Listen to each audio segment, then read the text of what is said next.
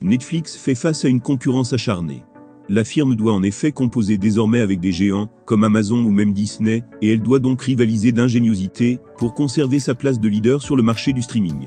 Ce qui passe bien entendu par un rafraîchissement régulier de ses contenus. Chaque mois, Netflix a donc pris l'habitude d'ajouter de nouveaux contenus à son catalogue. Mars ne dérogera évidemment pas à la règle, et de nouveaux films, de nouveaux documentaires, de nouveaux dessins animés, et de nouvelles séries débarqueront donc à son catalogue dans les semaines à venir.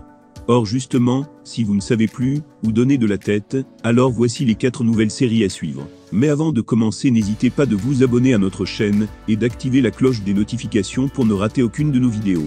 C'est parti!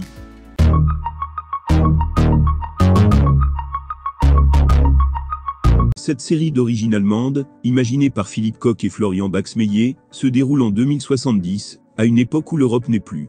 Suite à une catastrophe globale, tous les États européens se sont effectivement effondrés, et il ne subsiste plus que quelques micro-États aux dents longues. Des micro-États prêts à tout, pour éliminer leurs adversaires, et régner en maître sur un continent dévasté. Mais Tribe of Europa n'est pas vraiment leur histoire. La série se focalise en effet sur une fratrie composée de 2 frères et sœurs, une fratrie luttant pour survivre dans un monde agonisant. La série comprendra seulement 6 épisodes.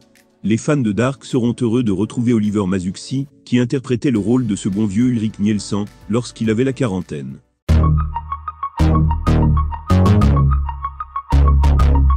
Drôle de mélange que celui proposé par La Cité Invisible. Au premier coup d'œil, cette série semble tenir du bon vieux polar. Elle suit en effet un policier un peu paumé enquêtant sur un meurtre. Mais voilà, l'histoire ne s'en tient pas là, et elle comporte aussi pas mal d'éléments fantastiques. L'enquête menée par notre policier va en effet l'amener sur les traces d'un royaume peuplé de créatures mythiques, des créatures dont il ne soupçonnait même pas l'existence. La série compte 7 épisodes, et a été réalisée au Brésil.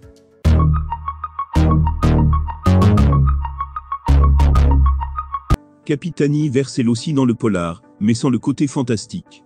Cette série d'origine luxembourgeoise se déroule dans le village rural de Manchet, au nord du Luxembourg.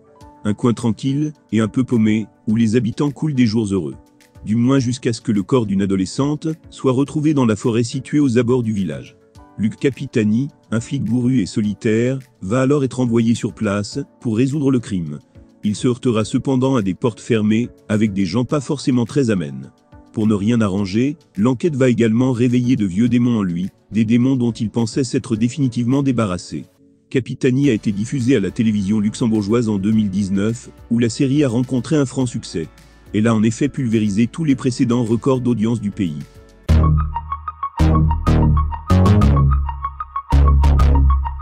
Si vous aimez trembler, alors Netflix a une fois de plus ce qu'il vous faut. C'est en effet en février que vous allez pouvoir découvrir la première saison de Mon amie Adèle. L'histoire se focalise sur une mère célibataire du nom de Louise.